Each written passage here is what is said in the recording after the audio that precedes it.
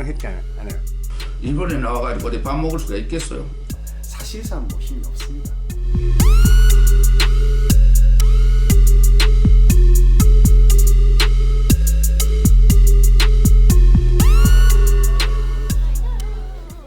일본 오사카시 이쿠노구에 위치한 코리아타운. 흥겨운 한류 음악이 흘러나오는 골목길을 사이에 두고 양옆에는 한글과 일본어 간판을 단 상점들이 늘어서 있습니다. 상점에서 파는 물건은 생필품부터 김치, 건어물, 라면 등 한국 식품, 그리고 한류를 대표하는 각종 연예인 상품과 화장품까지 다양합니다. 이곳은 일본 오사카에 있는 코리아타운입니다. 이곳은 조총련 소속 제1동포들이 모여 장사를 하는 곳이기도 합니다. 코리아타운의 전체 구성원 중 약 20%를 차지하는 조총련계는 김치 장사나 음식 판매 등으로 생계를 이어가면서도 자신이 조총련계라는 사실을 말하지 않습니다. 그러면 이 시장 안에 코리아타운 안에 청년 소속에 계신 분들도 있어요? 그쵸, 있죠. 있는데 말을 안 하죠. 말 안 해요? 그리고 그쵸, 불편하니까는 안 하죠. 조총련계 상인들이 스스로 자신을 밝히지 않는 이유는 주변 시선에 대한 부담감 때문입니다.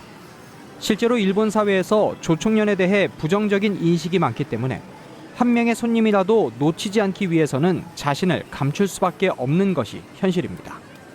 한국 교포들도 일본 사람하고 장사를 하는 거니까. 그러면 일본 사람하고 장사를 하는 속에서 이 한국 가게는 저게 조총련하고 아주 친하구나. 이래 되면 손님 하나라도 빠질 수가 있단 말이야. 오사카 코리아타운에서 그리 멀지 않은 곳에 있는 조총련 본부 건물.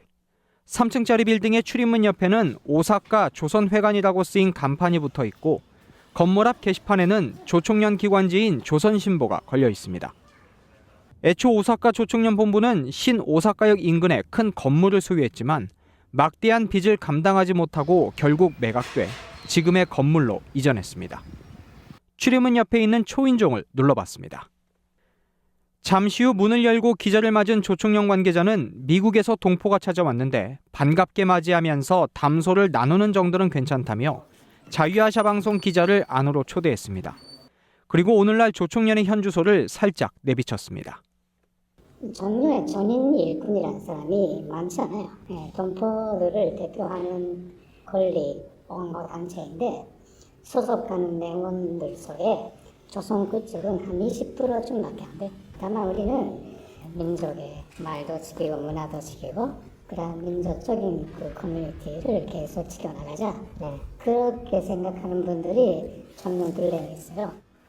하지만 조총련 조직 자체가 크게 약화하면서 재정난도 심각해졌고 조총련을 지키는 간부들과 직원, 조선학교 교원 등의 생계가 점점 어려워지고 있다는 것이 대체적인 평가입니다. 사실 일본에서 그 조총련 사회는 그런 힘이 없어요. 사람도 없고 그러나 그 조직력도 있고 그리고 소리도 크니까 좀 조총련이 그 힘이 있다는 생각 하는 사람이 있는데 일본 그 교포 사회에서는 거의 힘이 없어요 지금. 일본 도쿄 중심부 지요다구 후지미에 있는 제1본 조선인 총연합회 중앙본부로 향하는 길입니다. 주변 도로의 통제로 멀리 돌아 들어가는 골목길. 조총련 건물에 가까워질수록 일본 공안의 경비도 삼엄해집니다. 타고 있던 차량의 번호판을 조회하고서야 입구를 통과했습니다. 네, 저는 지금 일본 도쿄에 있는 조총련 본부 건물 앞에 나와 있습니다. 제 뒤로 보이는 조총련 건물 앞에는 많은 일본 경찰들이 삼엄한 경비를 펼치고 있습니다. 조총련 관계자들도 일본 내에서 북한과 조총련에 대한 부정적인 평가를 잘 알고 있습니다. 조총련 중앙본부 주변 도로의 봉쇄와 삼엄한 경비는 일본에서 고립된 조총련의 현주소를 엿볼 수 있습니다. 수많은 사람이 조총련 조직과 사상의 회의를 느끼고 등을 돌렸지만 여전히 조총련에 몸담고 있는 사람들의 이유는 무엇일까요? 또 친구들도 없잖아요. 인간관계가 이제 없잖아요. 그러면 장사도 못하게 되잖아요. 근데 살아가기 위해서는 그 마을 속에 그 인간관계 속에 사는 것이 가장 편하다는 거죠. 지난 한 해 동안 일어난 남북관계 개선과 미북 정상회담은 조총련계 제1동포의 관심과 기대를 불러 모았습니다. 자유아시아 방송이 만난 조총련 관계자들은 남북관계, 미북관계 개선은 좋은 것이라며 최근 남북관계 변화와 국제정세의 동향에 따라 조총련계 제1동포들도 기대감을 나타내고 있다고 말했습니다. 아니요, 좋죠. 네. 기쁜 일이고 사이좋게 하는 거야 나쁜 거 하나도 없지 않습니까? 네. 근데 요즘 사실 미국하고 속도가 좀 안 나는 것 같은 그런 분위기. 예, 뭐 그래도 뭐 속도는 빨라지고 늦어지고 하는데 방향이 정해졌으니까 우린 낙관적으로 보는데요. 일본에서 조총련 조직이 재평가받기 위해서는 일본인 납치 문제 해결을 통한 북일 관계 개선과 미북 국교 정상화가 필수입니다.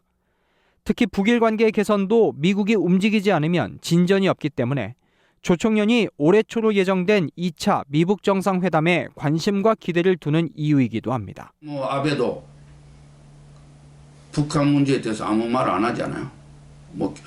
순회자 회담 해보자든지 얼마든지 문은 열려져 있다든지 이런 이야기를 안 하잖아요. 결국은 조선학교도 계속 이렇게 약화되면 조선총련계의 명맥을 유지할 수 있는 그러니까 앞으로 미래에 대해서 어떻게 보십니까? 미래가 아주 캄캄하죠.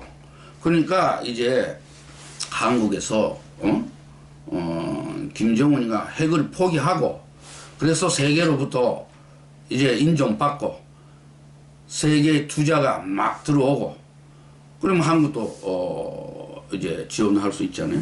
그렇게 될 때 총련도 살아나. 그렇게 되면 일본하고 미국 그 국교 정상화도 돼 나가고 미국 국교 정상화 되면 살아남는 것이고 어느 면에서는 확대될지도 모르지.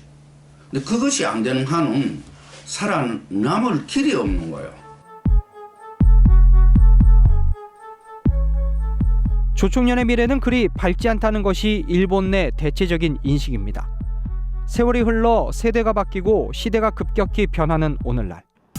북한과 조총련을 대변했던 어두운 과거와 단절하고 미북, 남북, 북일 관계 개선과 함께 일본 사회에서 새롭게 만들어가야 할 미래가 조총련 간부는 물론 일반 조총련계 동포들에게 과제로 남아 있습니다. RFA 자유아시아 방송 노정민입니다.